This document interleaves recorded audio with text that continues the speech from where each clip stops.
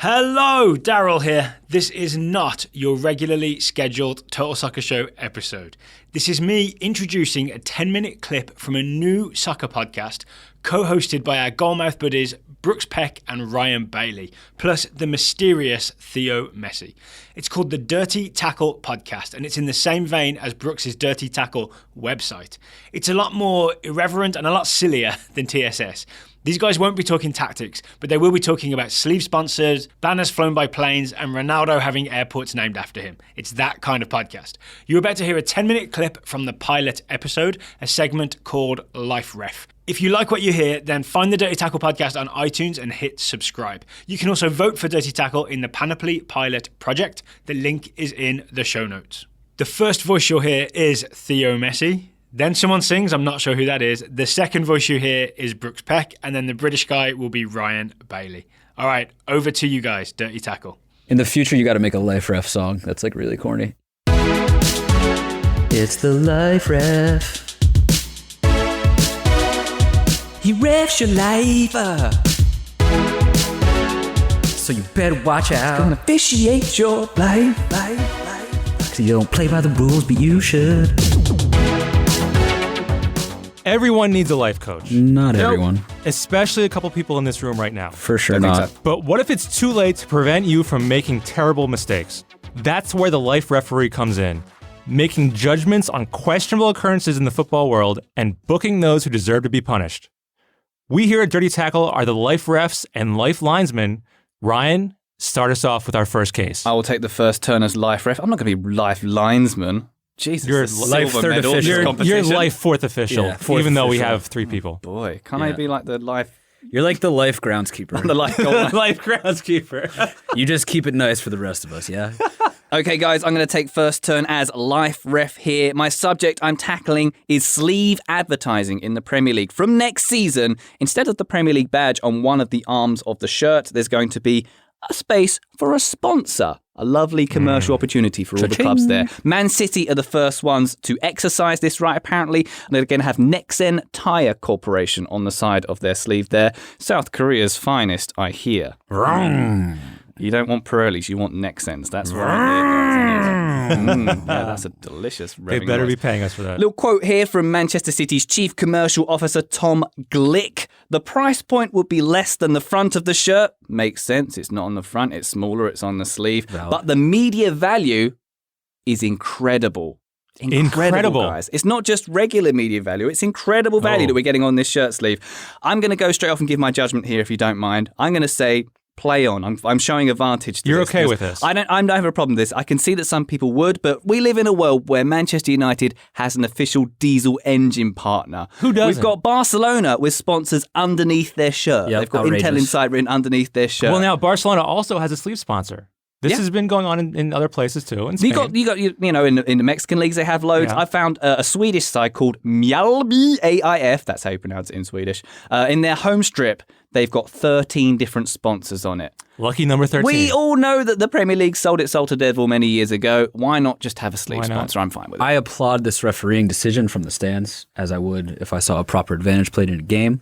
Put sponsors everywhere, stack that money, pop those bands. I mean, if the league already has players who have corporate symbols tattooed on their bodies, like Coutinho, I guess you have to say why Mark not. Clattenburg has the Champions League trophy on his arm. That's a trademark. And he's got lines in his hair, which has nothing to do with this conversation, but is mad cool. That has zero to do with this conversation. All right, guys, so we decided on that first life ref decision that we're okay with sleeve sponsors. After all, we are all wearing blue aprons with Audible on them. We're totally cool with that, so why not go with this? This is the modern world. This is the modern world. Let's move on to the next topic here.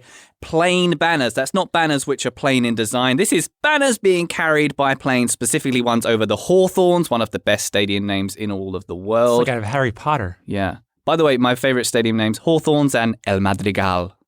They're both very special in very different ways. That's from the Spanish Harry Potter. I digress. Plain banners over the West Brom versus Arsenal game. We had one banner that said, "In Arsene we trust," supporting Arsene Wenger during their recent game. A rival banner saying, "No contract, Wenger out." Interesting fact here, one of those banners is alleged by some sources to have been produced by a company owned by Sir Chips Keswick, the most awesomely named Arsenal director of them all. Now, how sneaky is that? Allegedly, they hear about this Wenger out banner being flown. Right. Who heard So Chips? they go through old Chippy. So he went through a shell company for all intents and purposes in Hong Kong, I believe, that he owns. That's right. To subvert the will of the people in the skies, to challenge them in an air duel. Yeah. And this is not okay. Everybody knows when you want to influence opinion on people, the best way to do it is banners. by a sky Banners in banner. the sky.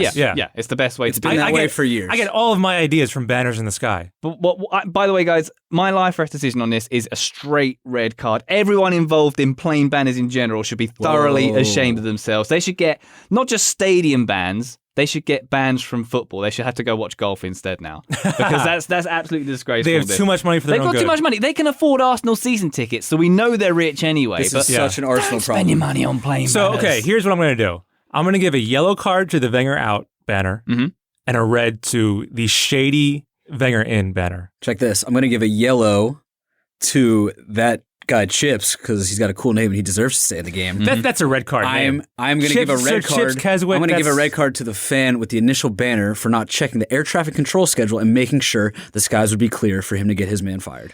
Brooks, let's move on. What's your life ref decision? The story of Cristiano Ronaldo and his newly renamed airport. So Ronaldo is from the island of Madeira. Madeira. And the capital of which is Funchal. So they have an airport there that they are renaming Cristiano Ronaldo Airport. Now, some people are not super happy about this. Why wouldn't you be happy about that? Well, if you're not Ronaldo, for one. But aren't all Portuguese people like living vicariously through Ronaldo? Like when he was doing all those gesticulations on the touchline of Euros. I thought it was the other way around. I thought he was living vicariously through his teammates who actually played in Euro 2016 Well, in that final. instance, that sounds accurate, yeah. So he's getting this airport named after him, and it's going to coincide with a friendly on his home island on March 29th, where they'll name this airport after him. They'll play this game, a rare match on this island. Sounds pretty lit. So now he has, just to recap, he has airport, Ronaldo Museum, Check. Ronaldo statue, Check. Ronaldo Hotel, all on this one little island. Ronaldo Island. Well, yeah, so that's the thing. So now there have been petitions fighting against this renaming of the airport, and people are worried it's going to be Ronaldo Island. So what? What's Joyless individuals are campaigning against The this. people of Funchal. What better product has this island produced outside of Cristiano? Yeah. Madeira cake is the only thing, and you two bros don't even know what that is. I have no idea Yeah, what what that is that? It's a delicious cake from Madeira. It's not Ronaldo though. Like It's going to be Ronaldo's like the best. It's going to be the footballer in Ronaldo world. cake pretty soon. Yeah. At the rate we're going. Do you want to know what Seriously. Madeira So- cake is? Read a book or go on Audible. Okay, that's Learn enough something. about cakes. Let's get back to Ronaldo. What's your ruling on the Ronaldo airport? I'm going to allow it, but I'm going to instill some rules at Ronaldo Airport. Okay. Specifically, the scanning situation, you have to remove all your clothing, as Ronaldo does when he All has of it. pictures taken of Yeah. him. Yes. And I think Madeira needs to have some sort of travel ban, specifically against people from Wales with ponytails. I think that's incoming. That's imminent. Yeah. I want to definitely show a yellow to these haters out there that are so up in arms about getting this airport named after their son, the god of football, Cristiano Ronaldo. What's that about? I mean, he's doing a lot for his homeland. He donates money. He does charitable events there. He does a lot He for takes them. like Instagrams there. Let with the his man have an airport. Shorts rolled up. Yeah. So final tally. Ryan, you say on Ronaldo airport. I'm play on, allowing. Play on, you're allowing it. Yellow to the haters, not a red. Like you can play on, but get your straight. You know. I also say play on to Ronaldo Airport. Yes. I think every city needs a airport named after a football superstar. Like, I want to have a Carlo Ancelotti's eyebrow airport in Italy. I want to land at Bentner in Denmark one day. Oh, I think he already is under the impression that it is named after him. He tells everyone he's going to Bentner Airport, whether that's true or not. The Uber driver's like, what? Yeah. Where? And I think Zlatan Airport is a given, obviously. Yeah. Zlatan will be the first like teleportation port when like plane travel has been phased out. We're like, you know, Yes. ascending to higher levels. That's Yeah. when Zlatan gets it. on the- Intergalactic. Yes, he's an intergalactic Yeah. kind of guy. Mhm. Space travel. That's true. All right, so that's life ref. Sort your life out. That's some good life refing. Yeah, you're welcome. Yeah. Everybody take some notes. Take that, Mark Clattenburg. Yeah, we spared you. Most people. Play on. Play on indeed. Player. Play on, playa.